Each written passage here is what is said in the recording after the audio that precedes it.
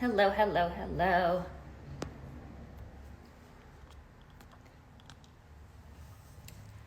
Hi.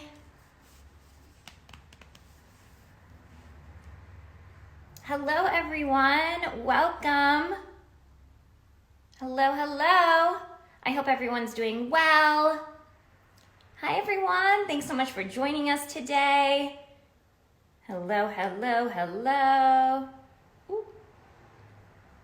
Hi, everyone. Welcome to Cherry Chat. I'm your host, Meg, and today I have a lovely guest. She's an actress, she's a producer, she's so multi-talented. Bianca A. Santos. You can see her right now in Grey's Anatomy. We were introduced to her character, Kristen Clark, aka Chris, last Thursday, and we have a brand new episode with Bianca in it tonight, and she'll also be in the 2-hour finale, which is also the 400th episode of Grey's, so lots to celebrate. Hi, everyone. Let's see if we have her. Talking to the lovely Bianca A. Santos today. Bianca is a talented actress. You've seen her in Legacies, The Duff, so much TV and film, but she's also a huge advocate for representation in front and behind the camera, and I'm so excited to chat with her about that today as well. Hello, everyone. I hope everyone's doing well. We're so close to the weekend, y'all. We are so close to the weekend. I like to say happy almost Friday. Oh, thank you, Daily Drive, California. That is very sweet of you to say. Hi, everyone. Welcome. Sorry, Shay. I know they're the best. We have another extremely talented and gifted and lovely actress and producer on the show today, Bianca A. Santos. If y'all are watching Grey's Anatomy, you've seen Bianca as Chris Clark. And her storyline is just incredibly powerful and heartbreaking, at the same time hopeful. And I'm excited to chat with her all about Grey's today, as well as the film that she stars in and produces, which is in post-production right now, so that'll be really fun. Hello, let's see if we have her. Okay, Bianca.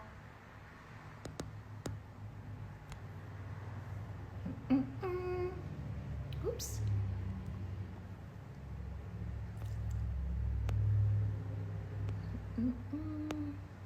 Okay. Hi, everyone. Welcome. For all of you just joining me now, I have the pleasure of chatting with Bianca A. Santos today. Bianca is a talented actress and producer, and you can currently see her in Grey's Anatomy. Yes, we've got her. All right. Okay, Bianca, I'm coming for you. My little waiting dance that I do. Get things started. Hello! Hello! How are you? I'm so good. Thank you for having me. Oh my gosh, thank you for joining me. I'm a huge fan. I remember I first saw you, Bianca, in The Duff, or Duff? Yes. Yes. Which honestly is one of the movies that I always go back to, like when I'm having it, like when I just need, it's like that bowl of like warm comfort soup for me. I just think that movie's so hilarious. Anyways, I remember first seeing you in that, being like, I love this girl. She's incredible. And now I'm so excited specifically to chat with you. We'll talk about Grey's, but you are a huge advocate for representation in front and behind the camera. Yes. We love to see it. This is so incredible. I love it. That's what we're all about at Cherry Picks. So it's extra special when I could chat with a guest who, is dedicating so much of her life and her career to this incredible cause that we need more of. Yes, we need more. We need so much more. So thank you. No, thank you. Thank you. Because this is right. Like, you have this platform and it keeps it going. Like, it is so important, and people can't just like give it lip service, but I'm sure we'll get into that. you know. 100%. I know, but I just like, yeah. So let's start with Grays, because I know the people are dying to hear all about the Grays, and then we'll get back to that, because I am so excited and we want to give that its time and dedication, because like we said, it is the utmost important. Yes. All right, so we were introduced to your, I just want to cry thinking about it, because we were introduced to Chris and her husband Simon last week. And this is very rare in a franchise where we get reoccurring kind of guest roles. So we'll be with you in tonight's episode, and then we'll be with y'all for the 2-hour finale. Yes. And I'm already so invested in Chris and Simon's journey. It's so heartbreaking, but I think what's so beautiful about it is that for me, they're like the epitome of love. Like it's this husband and wife who are so, there's so much selfless love. There's so much just like, it's truly beautiful to see. So for all of those watching who may have not tuned in last week, can you just give us a quick little description of what's going on with Chris and Simon? Yes, absolutely. So as you were saying, my character got introduced last week, as well as, my husband.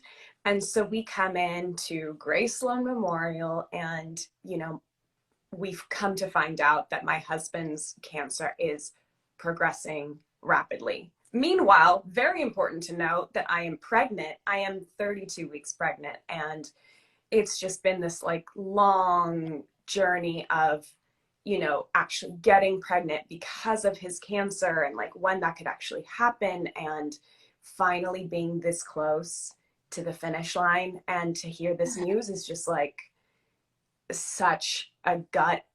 Oh, it's so hard. Even hearing you like describe it back to me, I feel like my eyes were starting to water, because it is such a heartbreaking storyline. And it's one of the things that like I really appreciate, that the writers of Grays took the time to carve out this storyline that I think couldn't be done in one episode, because it's just so like layered, and like you said, there's so much love in it, and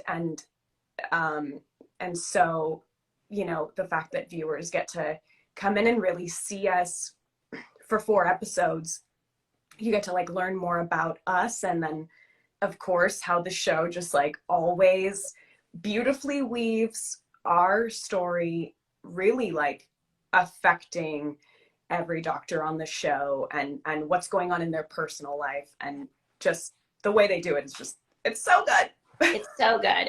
It's just, I think it's incredibly human. I think that's why the show's been on for 18 seasons, and everyone still is so loyal to the show and loves it, and you have new fans coming in celebrating the 400th episode, which you'll be a part of. I know. Crazy. But it's so human, I think, and it's like and that's what I see. For me, my favorite little moments from last week's episode was the two of you, with you just lying in bed with your husband, with Chris lying in bed with Simon. Those small moments when it's not, we love the drama in Grays, but it's those little moments of just those human moments. And it's just a testament to the writing, as you mentioned, and also your performance. You're just extremely vulnerable. I think Chris has this beautiful, I describe it as like a strength and vulnerability, where you can tell she's a fighter. She's resilient. She's obviously been through the ringer. But you're also giving her that vulnerability, because at the end of the day, she is human, and she wants her husband to just meet their baby boy. Yeah. I mean, the acceptance is there that it's not a spoiler. The acceptance is there that he is terminally ill. Right. So, but she's almost accepted that part. So she's like, you're going to, drag me by my heels if you think I'm then going to accept the second part. That he's not going to meet his son. He better forgive me his son. We will make this happen. We, even if it's yeah, and that whole journey, you know, and it's ebbs and flows too, right? Because it's, yes, it's acceptance, but it's also a certain amount of denial, Mm. you know. And Mm-hmm. so, you know, to play with all of that was immensely complex, and it was just a privilege to be able to, you know, embody that. So Yeah, yeah. she is. I'm gonna be sad to not see Chris after this. I feel like she is just, she's such a wonderfully, like you said, complex character. Which, Mhm. what a privilege, especially in these sort of guest starring roles. I Yeah, mean, that is again why I think Grey's is so popular and has withstood the test of time, because every character is so developed, yeah, and the care put into that. Chris and Simon say hello forever to each other. It's their little yeah. saying. So, what does that mean to you? How do you interpret that? I think hello forever, and it will be explained later in the show what that Okay, means. okay. So I won't spoil it, but I think hello forever to me is sort of that's their safe space. That's their like, I'm here, you know. I'm That's their present. most intimate moment, and it's like been sort of uh packed into like two words, Yeah, you yeah, know. yeah. Yeah, Because with all the chaos that has gone on around them, that's their way to sort of reconnect and be like, we're just, it's the two of us. yeah, Well, the exactly. three of us. The three of us. So Simon, sweet. Simon. Oh, I'm gonna start crying. All right. Speaking of representation in front and behind the camera, what's also incredible about Grace is the first episode that you were in was directed by the iconic Debbie Allen. Amazing. Yes. Oh, let's Yes, talk it about was. that experience. Yeah, it was so intimidating. I mean, like, straight up, it was. I i felt so much pressure to do well, and the thing is, what I really respect about Debbie Allen is that I say it this way, she's a refiner. Like, everything that she touches, she refines. You know, um she can come in and make a scene sparkle, make a person sparkle, but that's not without pressure. You know, it's like a Mm-hmm. diamond. That's how a diamond becomes a diamond, right? And so with that, um I was like, you have to come correct. And I'm so glad that she was the first director that I worked with, because it made for stepping, like, kind of like coming in and proceeding for the rest of the episodes, like, okay, like, I am ready. I'm ready Yeah, kind of for. giving that confidence of Yeah, like, I am Chris, and I'm like, we're doing this, yeah. and I'm part of this family, and damn, you did sparkle. So Thank she you. um Thanks. truly, Aw. I'm just like thinking, I'm like replaying all your scenes in my mind right now, because they were just, every time you're on screen, Bianca, in that episode, you bring it. Like, just every second. And like I said, in the tiny little human moments where you just are speaking with your eyes or just having downtime, versus, the more explosive seasons, moments, you are just bringing it. It's just so powerful to watch. Thanks. Okay, so when did you, Bianca, first realize, because you've been in this industry for a minute, when Yeah. did you realize that when you made that choice, that decision to, be an advocate for representation in front and behind the camera, and going from, this is something I want to see, to something I'm going to actually make happen? Yeah. Yeah. I think for me, like, I feel like the data has always been there, like, you see these numbers come out about the, like, disparity, this huge gap of representation, whether it be female directors, 4%, uh whether it be, Latina actresses, I think fall as like the lowest percentage, all of these statistics for me have been ever present. And Mhm. I've been hyper aware of these numbers for most of my acting journey. Yeah.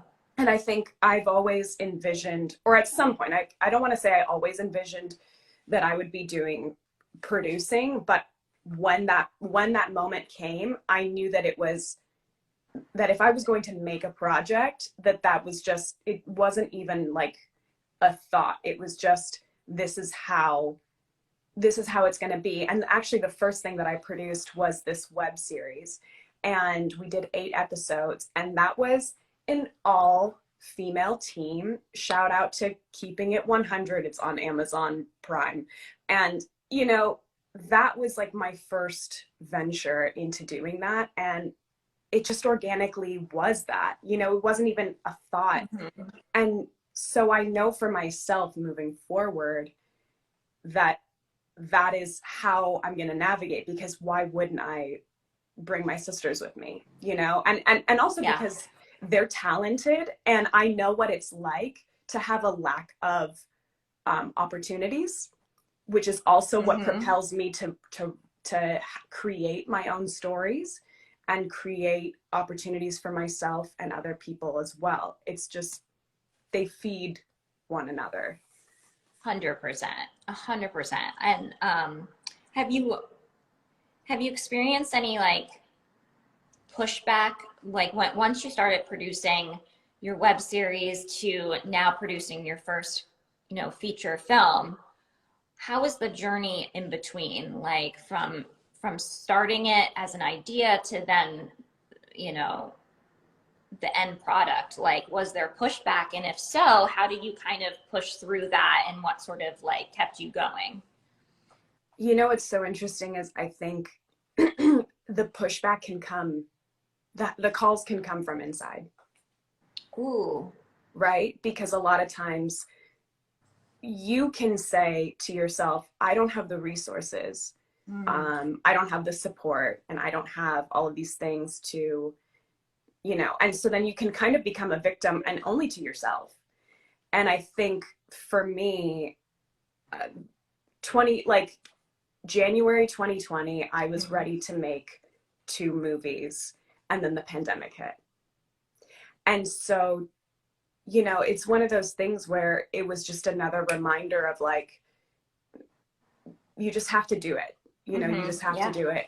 And so, you know, okay, money is a really big block. And I think that there needs to be more accessibility, and there needs Mhm. to be more programs that are Mhm. giving women and women of color and non-binary folk and all of it.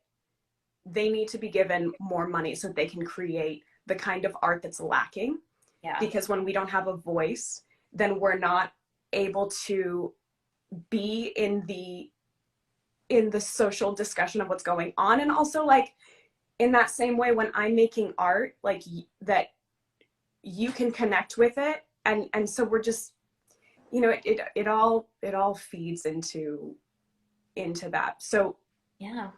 first, you know, is I was the block for myself, and then I wasn't, because I was like, I'll figure it out, and I'll get, you know, if I don't know what I'm doing, or if I feel stuck, then I have to have community, and Yeah. those are people that you can call up and say like, hey, like, I have no idea, like should I get E&O insurance, like, you know, all those like little things that you don't know how to do, but it's just like, you'll figure it out, because Yeah. you can call people. And not, and like relying on, like you said, relying on your community. I feel like especially as women, we like, there's this fear of Yeah. being vulnerable, of like showing our cards, of like being like, we don't know what we're doing, or um asking questions, Yeah. because there's that fear that it will just be ripped away from us. Mm-hmm. um and I think that's just like, again, that's all in our heads, because Yeah. of, unfortunately, the way the society has, you know, set everything up. But I think, like, to your point, like surrounding yourself with a supportive community who Mhm. believes in you and you believe in them. And it's sort of this symbiotic relationship where you Yeah. can ask the questions and also having that self-confidence, like you mentioned, getting to the place where you don't doubt yourself. And Yeah. that's also contagious when people are like, oh, yeah, like Bianca's confident, like this is Yeah. gonna go well. Hell yeah. And like Yeah. that's also contagious. And I have to say, another aspect of it is you have to be okay with the possibility that you might fail and prevail Mm-hmm. anyways, Yeah. because there are so many times where I feel like I'm a perfectionist. Like I grew up like straight A student and all of these things, and that mold, that archetype of a perfectionist does not serve you if you want to take steps forward in unknown terrain. That is so true. You have to just say, you know what? We might fail, but like, what if we don't? Yeah, or we might fail beautifully. Like we're Mm-hmm. not gonna, you know what I mean? Like Yeah. and yeah, and it's true. You just gotta kind of like move forward, you gotta move in that forward direction, keep the momentum up, and Yeah. sometimes put on those blinders because Yeah. there's a lot of noise out there. And I just think it's so admirable and so incredible that you're, you know, stepping into now the feature film producer's chair, and I'm super excited for Stronghold, which is the Yes, film that you're starring in and that you produced. You're in post-production right now, right? we are. We're in post production. So we're getting that together so that we can submit to festivals, Mm-hmm. you know, and then it's just that route and Yeah. what comes of that. So Oh, well, we can't wait to see it. We can't wait to support it and love on it. And I think too, thanks. what's important to note, I think a lot of people, you know, see they you know they turn on their TVs and they go, oh, but that was directed by a woman, or that movie was Mm, directed by a woman, or written by a woman, or what they don't really realize too is the journey that yeah. that filmmaker had to go on. And I Oh think my God. that's where the big difference is happening still, Yeah. right? Yeah. Um, The I mean, journey. the The journey, journey. the If I could journey. even, I don't even, you know, acting and producing in something, it's not for the faint of heart. And Yeah. I think I even saw that you did a project, Jane, and I'm not sure if you produced that as well, but I saw a little bit of that. And you know, we understand that there are so many components, you Yeah. know, that go into that. And you know, I just want to give kudos to my director Mm, and writer, hmm. Julia Camera, who you know, I think there were many times where it was like, this isn't going to go forward. And exactly that. She had blinders. And with the support of our other fellow lead actress, Jacqueline Fleming, she was like, we've got you, girl, you know, and she's also an executive producer. And to be surrounded by these strong, like, women of color and in Yeah. power positions. And, you know, I mean, our DP, our sound, our scripty, our first AD, our, you know, all of these people were women. And Yeah. so I'm super proud of that because it's reflective of my values. Hmm. So just, Oh, yeah. there's nothing better. Yeah. There's truly nothing better because the thing at the end of the day, it's like we're kidding ourselves if we don't think that art imitates life and life imitates art. When Yeah. we're like, you know, when I was a little girl, if I saw anything on the screen, I just figured that's the way it was, 100%. you know? a And 100%. even the like, I always say that too. I say that's why it's important to have Mhm. representation, even with like the cheesiest, fluffiest movies or TV shows, Yeah. because it seeps into the mind. Oh, It's 100%. everything seeps into the mind. I grew up, you know, I grew up not seeing myself on TV and film. And it gave me such a complex where I was like, oh, I guess I'm not cute. Yeah. Oh, I guess I'm not lovable. You know, and these are things that it seeps deeply into the subconscious. And so Mm-hmm. it's so important that we hold space and and invite representation. Invite, yes. Yeah. And also, you know, I think like on the topic of this, I'm I think what I'm starting to see is like roles coming out for Afro Latinas, which was like never really present before. And I remember like back when I first started acting, like my manager was like, okay, so you're gonna chemically straighten your hair so you look more Latina. And it's like, well, I am Latina, but I'm Yeah. you know what I mean? And so Yeah. I had to conform to fit a box. 100%. You know? 100%. And it was, and that fear, it's a deep fear that is instilled Yeah. of like, if you didn't say yes to that, what then would have happened? And I think that, you know, it's, yeah, I actually just did an interview with May Kalamali from Moon Knight, and she was talking about the idea of her hair's naturally curly, and it was very important for her that when she transformed into her, you know, MCU first Egyptian superhero on screen moment, that she kept her curly hair. Yeah. She's like, don't you dare straighten my hair. Yeah. And how she actively will only take roles that will allow her to keep her hair natural. Yeah.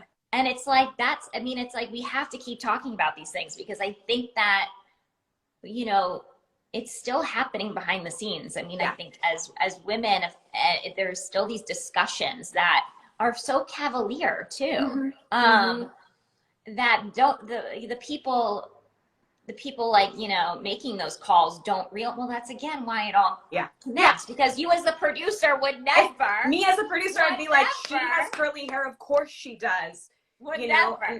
And And it's a small thing, but it's a huge thing, because 100%. it sends a message, and Yes. the message should be, there's enough for everyone. Everyone's welcome to the table, and There's like space. there's space. This is a big old world. Woo! This is a big old world, and we just want to see it represented. It's very simple. Yeah. Yeah. But we are so grateful that you are taking those steps, and you have dedicated your career, and we know it has probably not been easy, and that you have it's so beautiful, it's so important, and just kudos.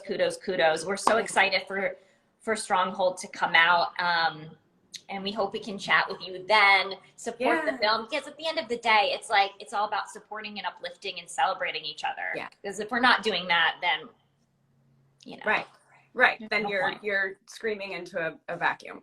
No, exactly. Oh, well, Bianca, you are so lovely. Congratulations on everything.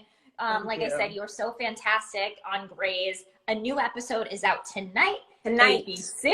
Yes. And if you missed other episodes, it's available on Hulu. So like, you don't have an excuse. Catch up. Excuse. Tune in. It's going to be a ride. And then I next have week to is say the too, finale. like, I have to say that just for everyone watching, if you're like, oh shoot, I haven't watched the last like 3 seasons of Grey's, catch up or just jump in. Honestly, like this, what's so beautiful about this storyline is it kind of can stand on its own as well as will be connected. But I think that it's just like, it's just so beautiful. And I would hate for folks to miss out on this wonderful dynamic of Chris and Simon and their journey if they're like afraid they're going to be lost or something. Yeah. That's a great, thank you for saying that. Yeah, I 100% agree. Yeah, please watch, everyone. Watch Grey's Anatomy. Iconic. All right, thank you so much, Bianca. Have a lovely rest of your day. You too. Thank you so much. This was lovely. Lovely. So wonderful. All right, giving you a virtual hug. Me too. Right back at you. All right, I'll talk to you later. Bye. Bye.